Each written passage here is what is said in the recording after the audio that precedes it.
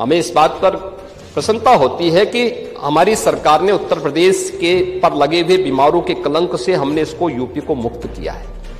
आज यूपी बीमारू राज्य नहीं है।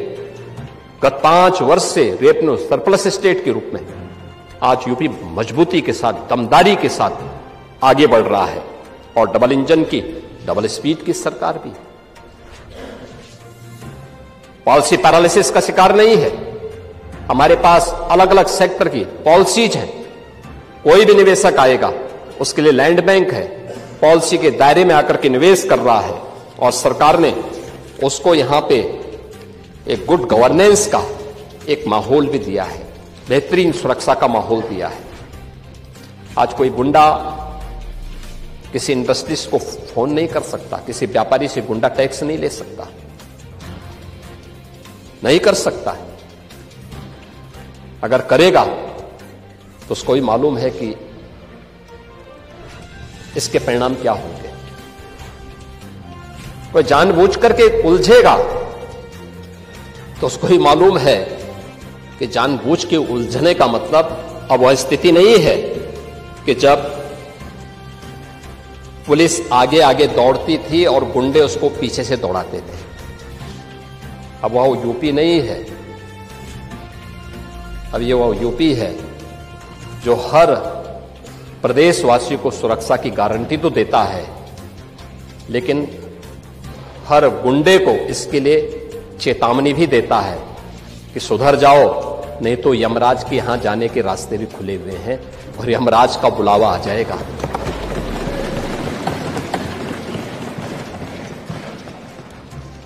वित्तीय अनुशासन और विकास दोनों का एक बेहतरीन संतुलन भी है।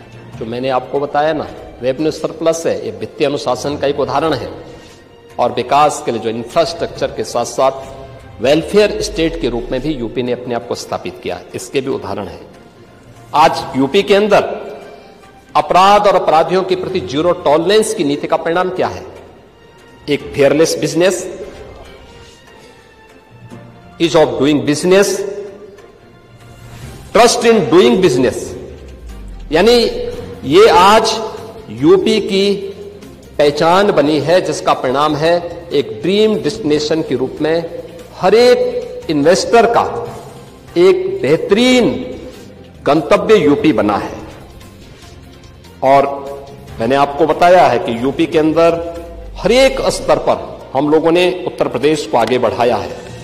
आप दलितों को वोट बैंक की निगाह से देखते इसलिए कुछ बोलते नहीं, इसलिए मैं कह रहा हूं ना, देखो बांग्लादेश में एक दलित नौजवान को कैसे जला दिया गया।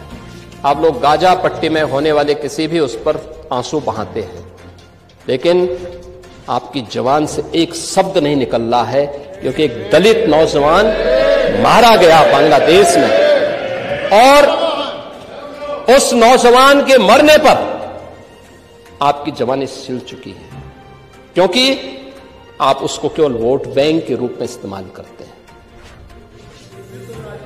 ये राजनीति नहीं है पांडे जी, ये राजनीति नहीं है, ये वो सच्चाई है जो आपकी तुष्टीकरण की नीति है, जिसके कारण बांग्लादेश बना है।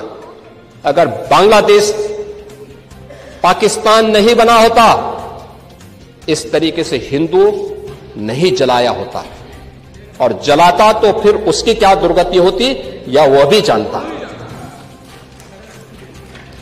ये सुरक्षा की गारंटी, वहां मारे जा रहे हैं हिंदू, आप लोग नहीं बोलेंगे। एक कैंडल मार्च निकाल के चलते हैं गांजा के मुद्दे को लेकर के, लेकिन पाकिस्तान और बांग्लादेश में हिंदू मारा जाता है तो आपके मुंह बंद हो जाते हैं, क्योंकि मरने वाला हिंदू है, दलित है, आप बोलेंगे नहीं। और यही सच्चाई है। निंदा प्रस्ताव पारित होना चाहिए और यह प्रस्ताव नेता विरोधी दल की तरफ से आना चाहिए। इस घटना की हम भर्त्सना करते हैं और बांग्लादेश सरकार को इस बात की चेतावनी देता हूं, और इसीलिए हम कह रहे हैं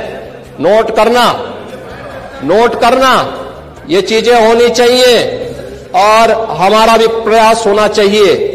जब बांग्लादेशी को यहां से निकालेंगे और रोहिंग्या को यहां से बाहर का रास्ता दिखाएंगे तो उनके समर्थन में मत आना, क्योंकि उनमें से बहुत सारे लोगों के वोट आपने बनवाए हैं, उनके बहुत सारे लोगों के लिए आधार भी बनवाने का पाप किया है आप लोगों ने।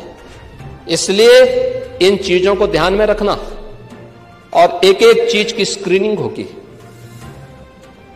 बहुत प्रभावी कार्रवाई करेंगे।